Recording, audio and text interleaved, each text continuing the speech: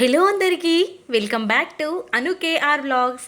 నేను మీ అనురాధ. ఈరోజటి రెసిపీ వచ్చేసి పిల్లలు ఎక్కువ ఇష్టంగా క్యాబేజ్ని బఠానీని తినరు కదా, అన్ని పోషకాలు అందాలి అంటే ఖచ్చితంగా మనం తినిపించాలి. కాబట్టి ఈరోజు బుర్జీ రెసిపీని చూపించబోతున్నాను. ముందుగా క్యాబేజ్ని అదేవిధంగా పచ్చి బఠానీని తీసుకోవాలి. క్యాబేజ్ని చిన్న చిన్న పీసెస్గా కట్ చేసుకోవాలి. మీకు ఉడకబెట్టేంత టైం లేదు అనుకుంటే మీరు తురుముకొని తీసుకుంటే చాలా ఈజీగా తొందరగా అయిపోతుంది. ఈ విధంగా పీసెస్ లాగా కట్ చేసేసుకొని కుక్కర్లో వేసుకొని ఒక హాఫ్ గ్లాస్ మాత్రమే వాటర్ని వేసి ఉడికించుకోవాలి.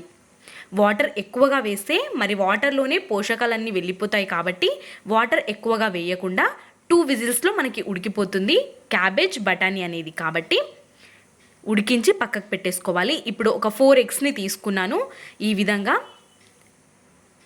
4 ఎగ్స్ని తీసేసుకొని గిల కొట్టుకొని పక్కకు పెట్టుకోవాలి.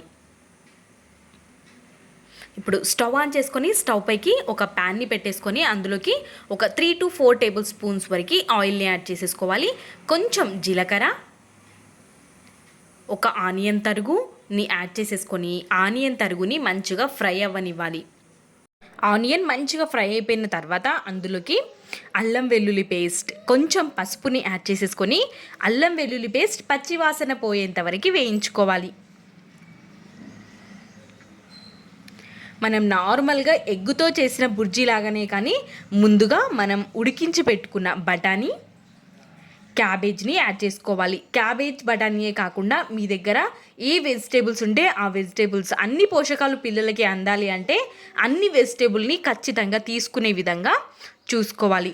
ఇప్పుడు క్యాబేజ్ బఠానీలో నుంచి వాటర్ మొత్తం ఇంకిపోయి ఈ విధంగా కొంచెం డ్రైగా అయినప్పుడు ఇందులోకి రుచికి సరిపడ ఉప్పుని అదేవిధంగా రుచికి సరిపడ కారాన్ని యాడ్ చేసేసుకొని మొత్తం కలిసే విధంగా మిక్స్ చేసుకొని ఇంకొద్దిసేపు వేగనివ్వాలి.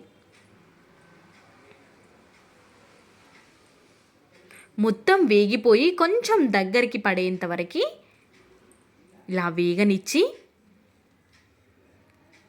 ఇప్పుడు ఇందులోకి మనం ముందుగా గిలక్కొట్టి పెట్టుకున్న ఎగ్స్ని యాడ్ చేసుకోవాలి. మీకు ఇష్టం వచ్చిన ఎగ్స్ని యాడ్ చేసుకోవచ్చు.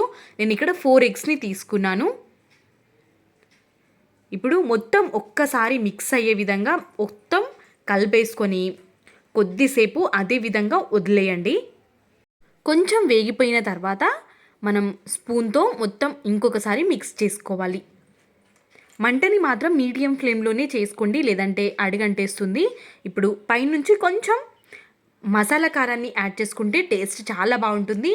మీ దగ్గర మసాలా కారం లేనట్టయితే కొంచెం ధనియా పౌడర్, కొంచెం గరం మసాలాని యాడ్ చేసుకొని ఈ విధంగా పొడి పొడిలాడుతున్నప్పుడు మనం స్టవ్ ఆఫ్ చేసుకోవడమే. ఫ్రై మంచిగా చేసుకుంటేనే రుచిగా ఉంటుంది. కాబట్టి కంప్లీట్గా ఈ విధంగా చేసుకున్నారంటే మనకి వెజిటేబుల్స్తో పాటు ఎగ్ బుర్జీ రెడీ అయిపోతుంది. Thanks for watching.